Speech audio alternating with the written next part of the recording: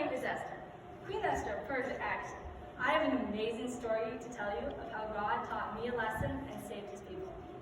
It all started with Haman. Haman was an important person. He was wicked and he was scheming and plotting to become King Ahasuerus' step. You see, Haman was so proud that he wanted everyone to bow to him when he walked by. Everyone obeyed except for one, my cousin Mordecai, who had raised me. Since Mordecai would not bow, he stuck out when Haman walked past. Haman was so enraged by this act that he not only wanted to destroy Mordecai, but every single Jew in Persia. He went to the king and reported that there was rebellious people gripping the kingdom. Ahasuerus gave him full authority to wipe us out.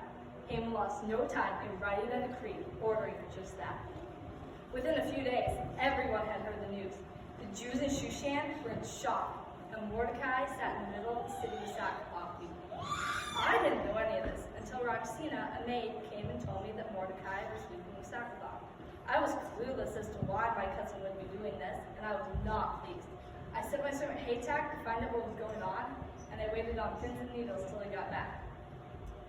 Your Highness, Mordecai instructed me to charge to go before the king to make supplications for your people. Go before the king? In Persia, no one ever went before the king unless he summoned them. To do so would almost certainly bring death. Haytak added, Mordecai said that if you don't go, God will raise up someone else to save the Jews. But you may be killed along with the others. And who knoweth whether thou art come to the kingdom for such a time as this? For such a time as this.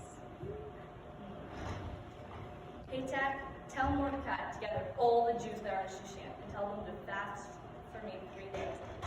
My maidens and I will also fast. And so will I go in unto the king, which is not according to the law. And if I perish, I perish. Cousin Mordecai went and did all I asked. On the 3rd day, I decked myself with all my royal clothes and crown. My maidens and I had been fasting and praying, as well as the other Jews in Shushan. The first night I had tossed and turned. Could I really risk my life to save my people? Could I trust God to work this out? Would Haman's plan work? Mordecai always taught me to trust God in everything. I was scared. What if? Stop it, Esther, I told myself. You have to be brave. Cousin Mordecai's right. I'll probably get killed anyway, so I might as well die trying to save my people. As I lay there, these words came to mind. The Lord is my rock and my fortress and my deliverer, my God, my strength, in whom I will trust, my buckler and the horn of my salvation and my high tower. Suddenly a wave of peace washed over me.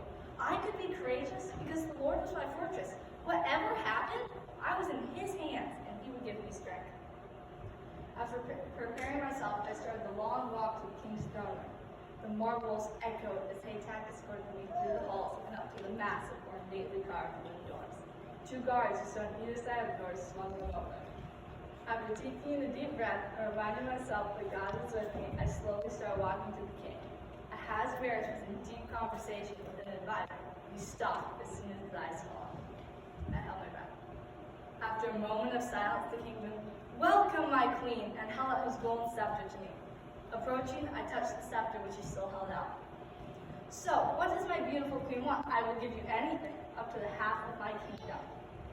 My request is that you join me for a banquet, I replied.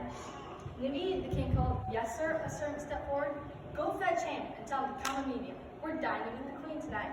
The meat hurried off, and within an hour we were seated at the table, spread with fruit, meat, breads, and much more. After eating our fill, the king asked me, What is your request, Queen Esther? If it please the king, come tomorrow unto another banquet, and then I will tell you, I replied. As you wish. Good night, Queen Esther, and they left. The next day, Ahasuerus and Haman joined me in the banquet hall once again and had another feast. Once we finished eating, the king asked me, What is your request, Queen Esther? I took a deep breath. If I found favor in your sight, give me my life and the lives of my people, for we are sold to be destroyed. What? Who is he and where is he that dares claim to do so? The king demanded angrily. Who is it, Esther? Tell me. The king was getting more agitated. I replied, The enemy is this wicked Haman. Ahasuerus was so angry he couldn't speak. Haman begged me to spare his life, but Ahasuerus ordered the guards to take him away. After that, the king appointed Mordecai the Jew to take Haman's position and make a law that every Jew could defend themselves and their families. As for me, I learned an important lesson that God is my strength and I